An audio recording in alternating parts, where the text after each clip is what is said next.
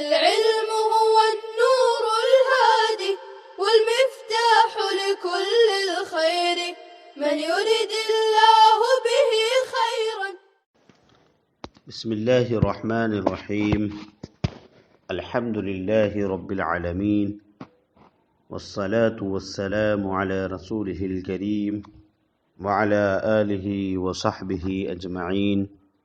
اما بعد. عزیز طلباء کرام، جیسا کہ گزشتہ سبق میں ہم نے حکمت اور فلسفے کے لغوی اور اصطلاحی معنی پڑھے ہیں، آگے حکمت اور فلسفے کی قسموں کو بیان کیا جائے گا۔ چنانچہ فرماتے ہیں کہ حکمت کی دو قسمیں ہیں، اور اس سے پہلے یہ بات گزر چکی ہے کہ حکمت اور فلسفہ باہم مترادف ہیں،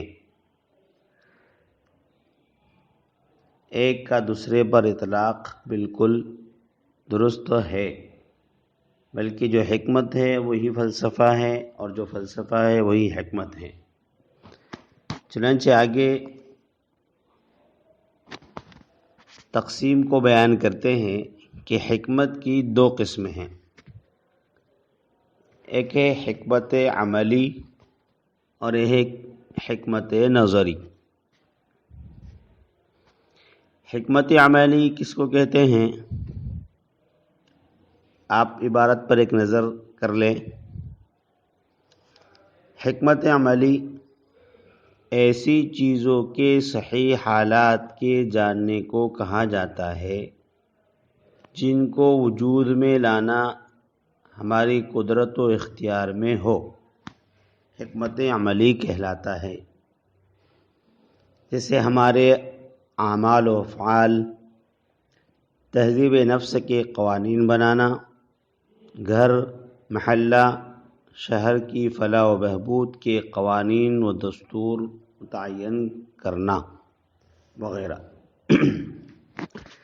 حکمت عملی کی تعریف میں سب سے پہلی بات یہ کہی گئی کہ ایسی چیزوں کے صحیح حالات کے جاننا جن کو وجود میں لانا ہماری قدرت و اختیار میں ہو، یعنی جن کو وجود بخشنا، جن کو وجود پذیر کرنا یہ ہمارے بس میں ہو، ہمارے اختیار میں ہو۔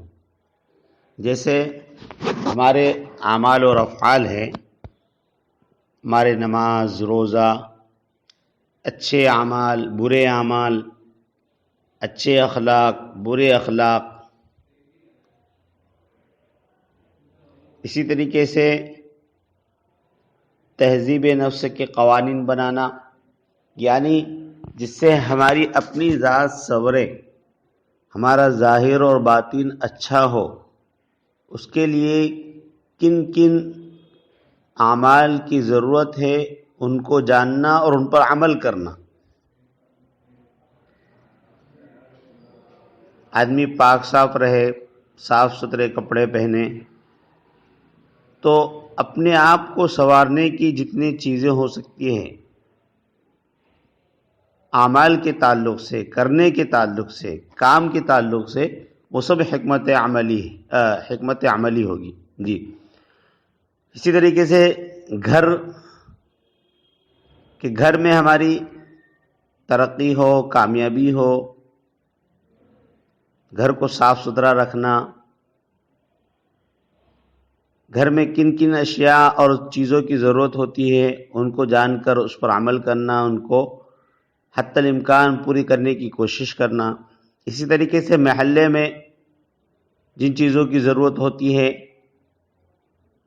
کہ نالیاں بنی ہوئی ہو تاکہ پانی کی نکاسی ہو سکے، اسی طریقے سے روڈ اور سڑک جو ہے اچھی طرح بنے ہوئے ہو، اسی طریقے سے ہر ایک جو ہے محلے میں ہر گھر کا فرد اس بات کا خیال رکھے کہ کچرا جو ہے ہم پھینکنے کے لیے کوئی ایک جگہ یا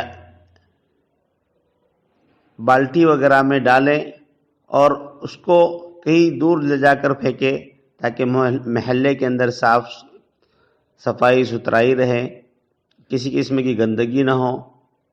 اسی طریقے سے شہر کی کامیابی اور ترقی کے لیے قوانین جو بنائے جاتے ہیں، اور تو ان چیزوں کے صحیح حالات کو جاننا، غرض یہ کہ ہماری دنیا اور آخرت سنور جائے، ان کے لیے جن چیزوں کے احوال واقعی کو جاننا ضروری ہے، ان احوال کے جاننے کا نام حکمت عملی ہے۔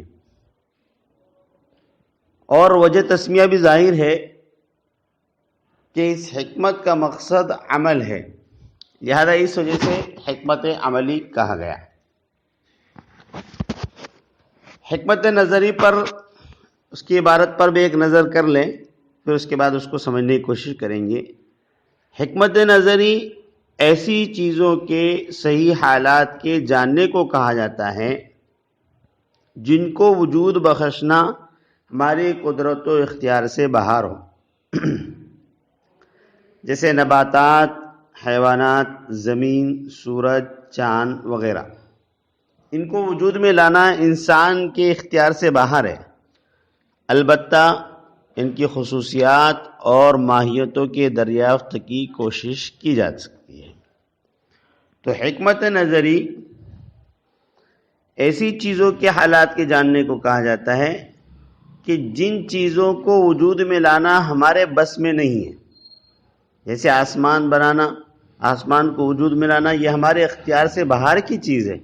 زمین، حیوانات کو وجود دینا، نباتات، پیڑ پودے اور گھاس کو اگانا، جمادات، تو ان چیزوں کو وجود میں لانا یہ ہماری قدرت اور اختیار سے باہر کی چیز ہے۔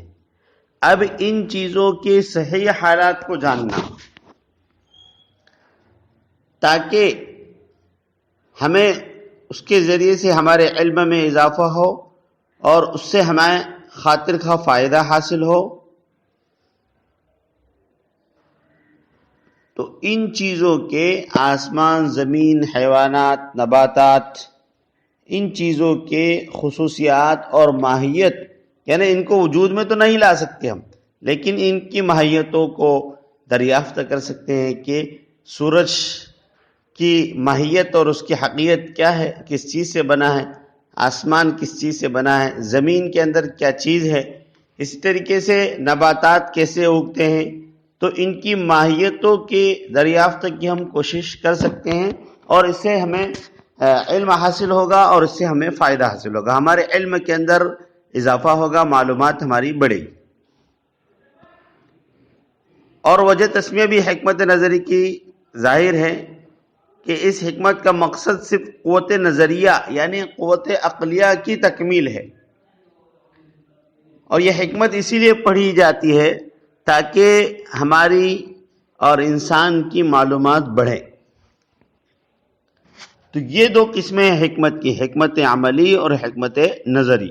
حکمت عملی ایسی چیزوں کے صحیح حالات کے جاننے کو کہا جاتا ہے جن کو وجود میں لانا ہمارے قدرت اور اختیار میں ہو، ہمارے بس میں ہو، اور حکمت نظری ایسی چیزوں کے صحیح حالات کے جاننے کو کہا جاتا ہے جن چیزوں کو وجود بخشنا ہماری قدرت و اختیار سے باہر کی چیز ہو، جیسے نباتات، حیوانات، ان کو ہم وجود میں نہیں لا سکتے، لیکن ان کی ماہیتوں کو اور ان کی خصوصیات کو ہم معلوم کر سکتے ہیں، ہمارے علم میں اس کے ذریعے سے اضافہ کر سکتے ہیں۔ حکمت عملی اور حکمت نظری دونوں کی ایک مختصر تشریح ہم پیش کرنے جا رہے ہیں۔ وہ یہ ہے کہ دیکھیے، اللہ تعالیٰ نے انسان کو دو قوتیں عطا فرمائی، ایک قوت علمیہ یعنی جاننے کی قوت، اور دوسری قوت عملیہ یعنی عمل کرنے اور کام کرنے کی قوت۔ ان دونوں قوتوں کی تکمیل کے لیے انسان کو حکمت حاصل کرنے کی ضرورت ہوتی ہے۔ تحصیل حکمت کا انسان محتاج ہے. دوسری طرف موجودات کی بھی دو قسمیں ہیں. ایک وہ ہیں جن کو وجود میں لانا ہماری قدرت میں ہے، جیسے ہمارے اچھے برے اعمال اور دنیا کی تمام انسانی مصنوعات، جیسے موبائل ہے، گاڑی ہے، ٹپائی ہے، کتاب ہے، پنکھا ہے، ٹیوب لائٹ ہے، دروازہ ہے، کھڑکی ہے، ساری چیزیں ان کو وجود میں لانا ہماری قدرت اور اختیار میں ہے. دوسری موجودات وہ ہیں جن کو وجود میں لانا ہمارے قدرت اور اختیار سے باہر کی چیزیں، جیسے زمین، آسمان اور تمام کائنات، اور کائنات کی ہر چیز جس کو، جیسے مثال کے طور پر نباتات ہے، جمادات ہے، سورج ہے، چاند ہے.